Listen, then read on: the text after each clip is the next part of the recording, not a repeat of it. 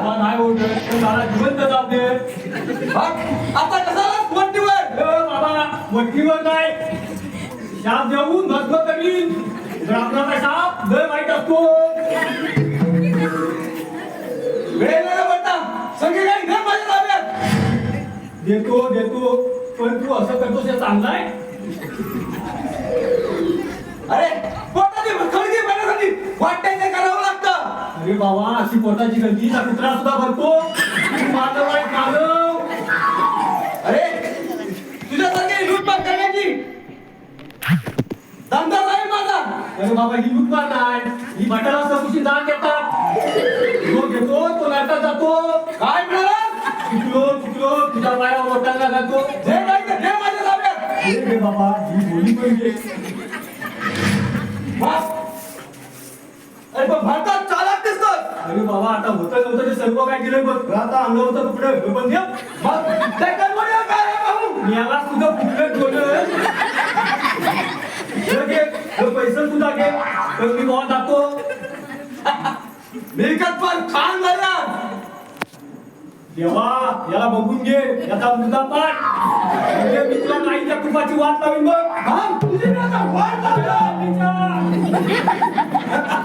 आज मिळकत पण खान झाली असं तू एक जाऊन आराम करतो.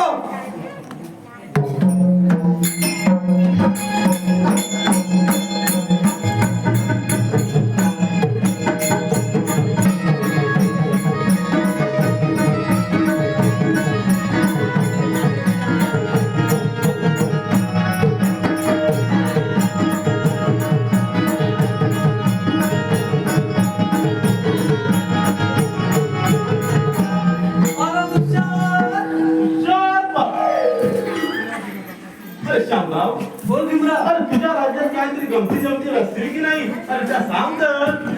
लय गमती जमती. आज अंतरी सत्यनारायणाची महापूजा आहे बघ. आणि ह्याने इकडे ड्युटीवर लावलेला आहे. जाणार तरी कसा?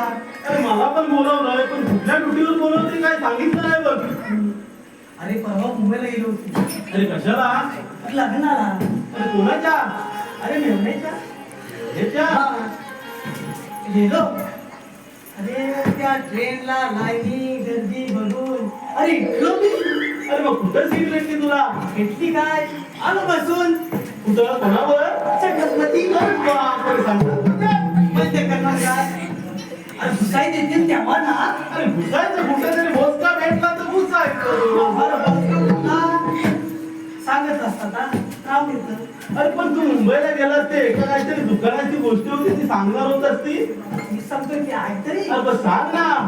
अरे गेलो रिक्षात उतरलो हा. मुंबईला. एवढ्या मोठ्या बिल्डिंगी.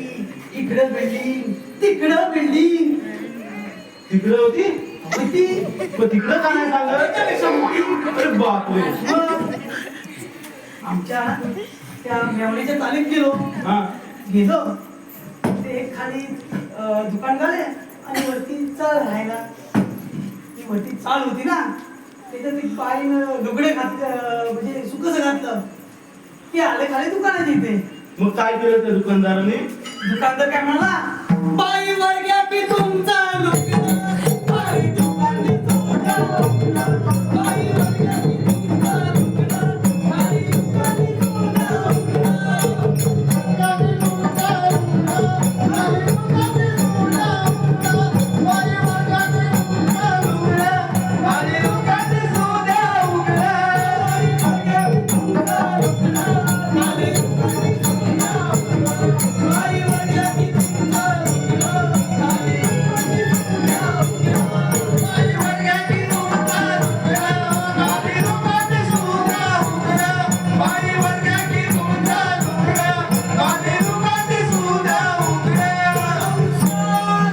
अरे उघडं बिघडं राहू दे. आता आपल्याला उघडं करायला महाराज येतील. अरे हो.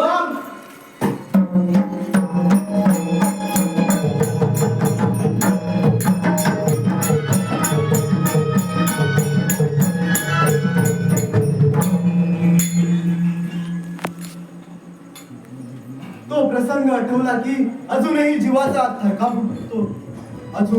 अजून कोणकोणत्या संकटाला सामोरे जावे लागणार आहे ते सर्व साक्षी त्या परमेश्वरालाच ठाऊक.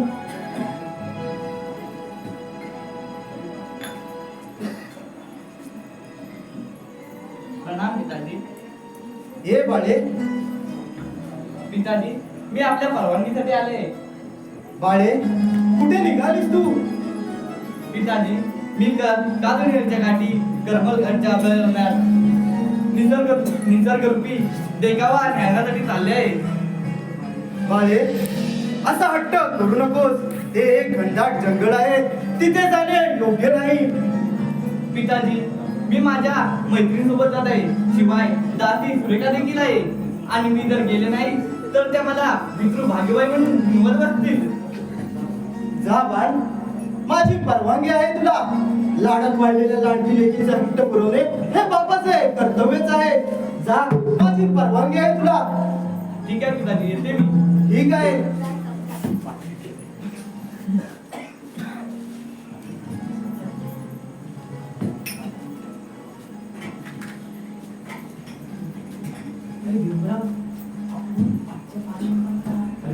काजळी नदीच्या काठावर करमळ घाटाच्या अभयारण्यात.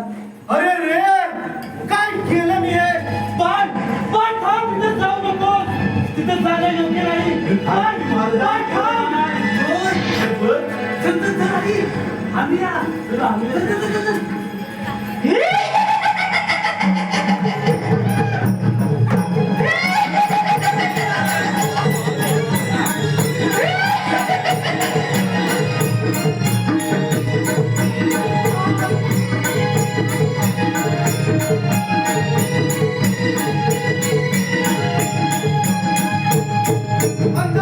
राजा विश्वजित.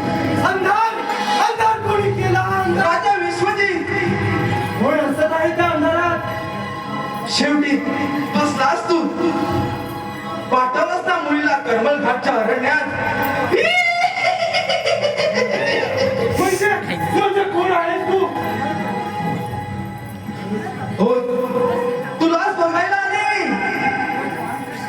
कोण आहेस तू? विसरलास मला? होय, विसरलो. नाही आठवत मला. सांग, तुझं नाव सांग. एक तडकला आत्मा मी इथून जाणार